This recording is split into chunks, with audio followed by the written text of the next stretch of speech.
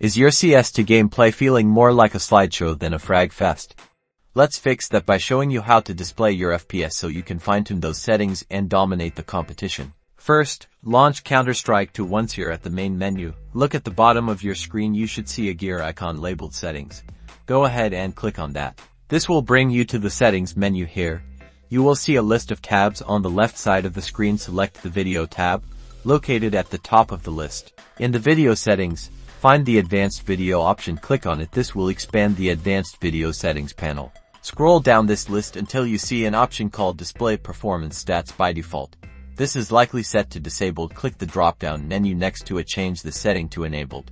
Now, hop into a game, a practice match, or even a casual lobby. You should now see your FPS displayed in the top corner of your screen.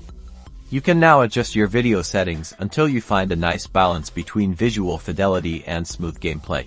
If you don't like the placement or size of the FPS counter, you can return to the video settings at any time and further customize it to your liking. Now go out there and get those headshots.